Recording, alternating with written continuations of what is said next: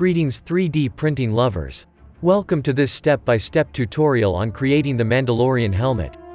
First things first, the files are located on Thingiverse, links in the description. I want to invite you to publish your makes. It is very important for the community to see that the files are healthy, and that it is possible to print them as well, and encourage the modelers to continue creating.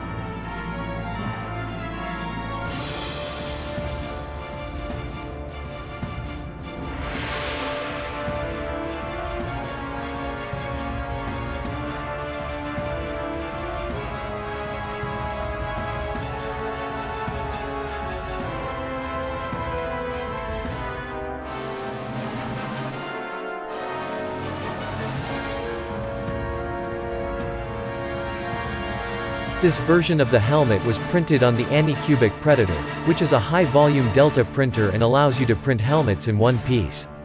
Soon, and thanks to Tostatronic, we will share with you the creation of this same helmet in the Creality CR 10v3 and in the Artillery Sidewinder X1. Please subscribe to our channels.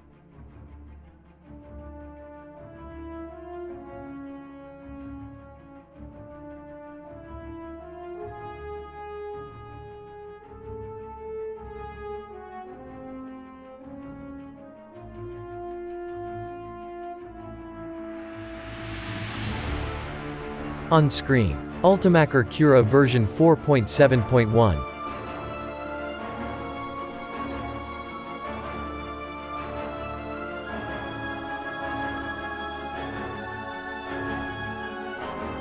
After loading the file, the slicer places it in an inconvenient position.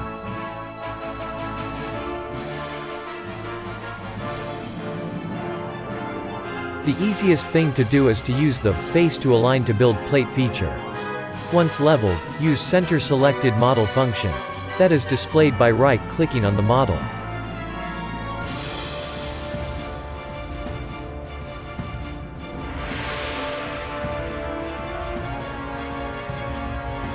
Despite having used the function, the part still floats a little. You had to rotate it manually to stick as much as possible to the bed.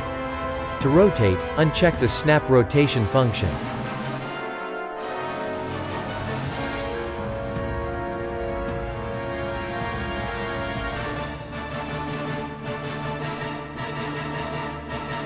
CURA displays the areas that it considers need support in red, depending on the configuration we have applied. In this model, in my opinion, there are three critical areas: the perimeter base of the helmet, the top of the visor, and the back of the helmet. Not the center.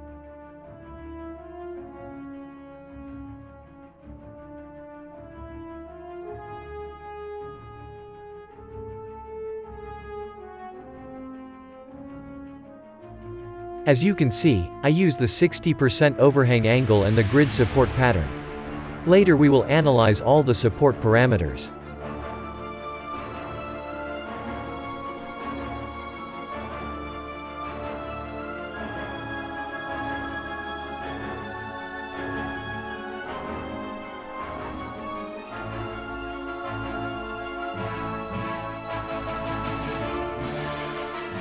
For better results, enable the roof support feature.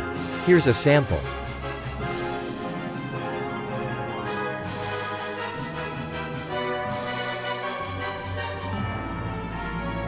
With this configuration, CURA predicts almost 65 hours of printing and 920 grams of plastic.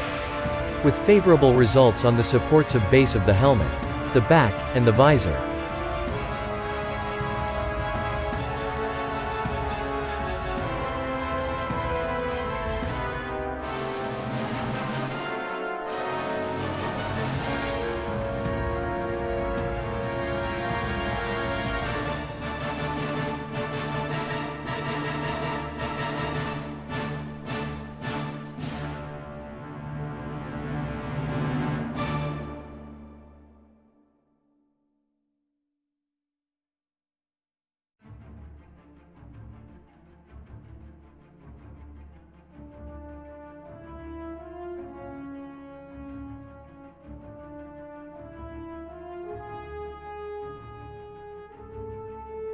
This model has a groove that with supports generates more problems than advantages.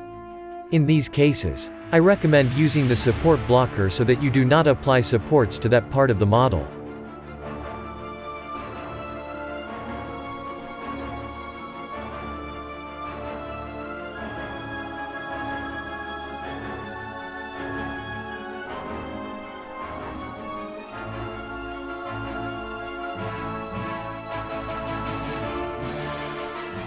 In the default settings, it allows you to place those little transparent cubes.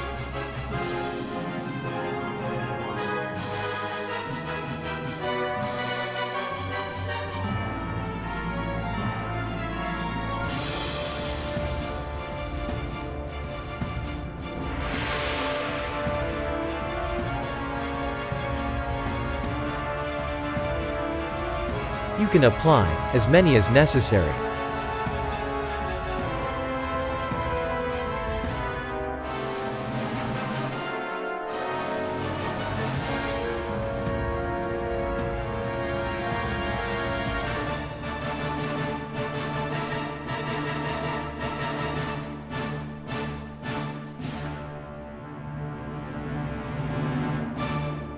Let's see the effect.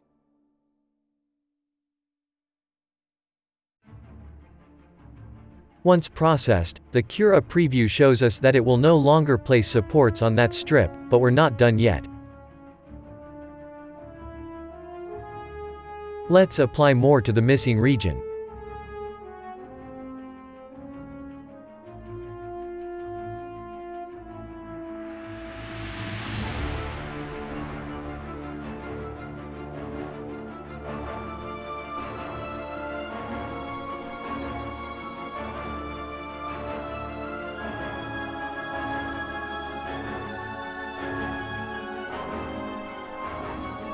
For the other side, I show you how to transform those cubes at our convenience.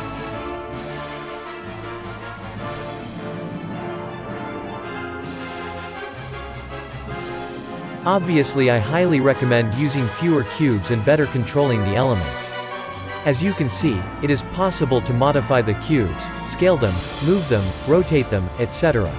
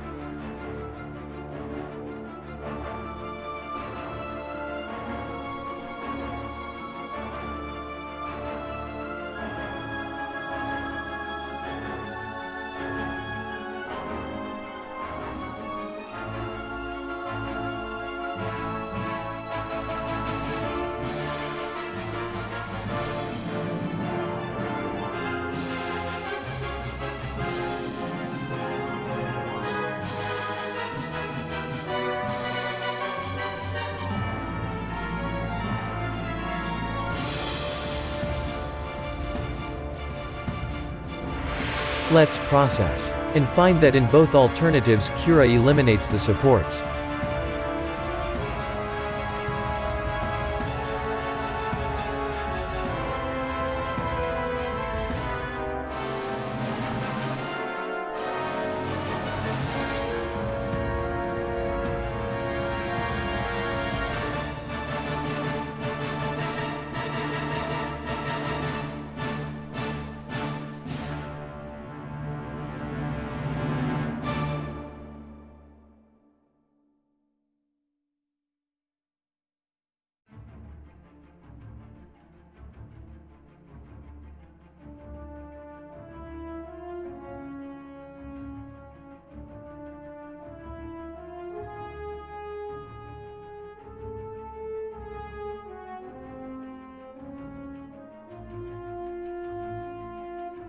Most helmets that are printed in one piece do not require the center support. I insist, do not require the center support, only wasting valuable material and time.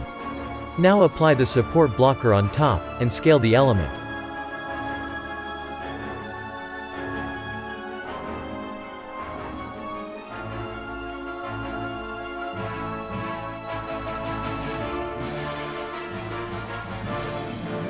This first sample is to show that you should cover the entire area marked in red.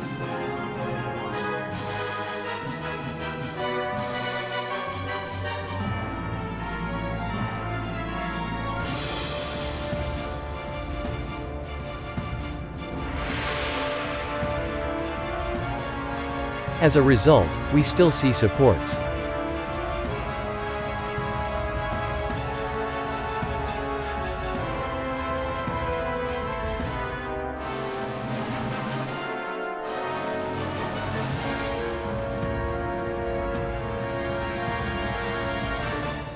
Next sample, error caused by not drowning in the entire transparent cube.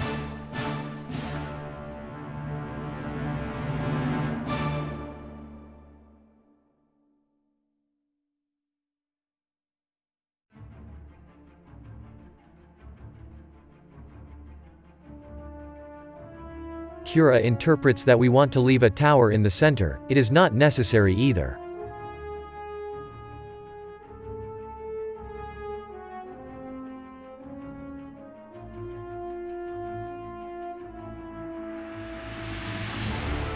Scale back.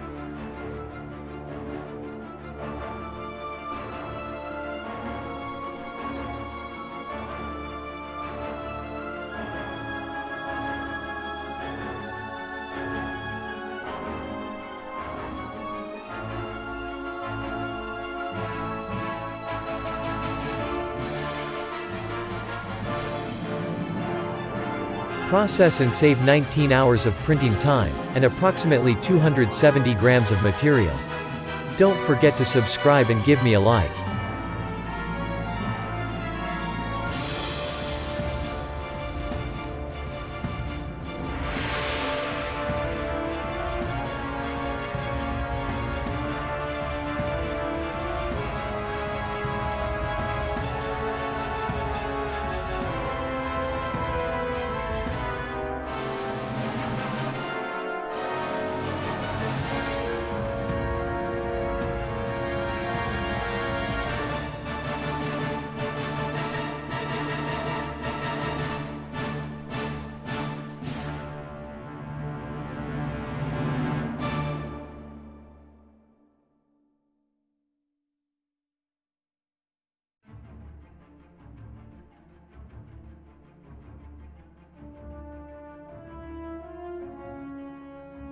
On the screen, all the settings in the media section. Remember that they may vary depending on your printer and filament.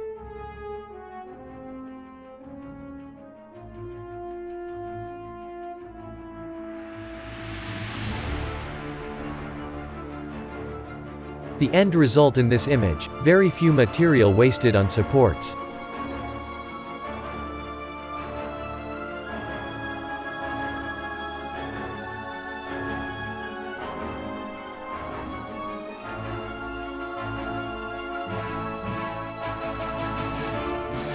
Now, previews of our next video.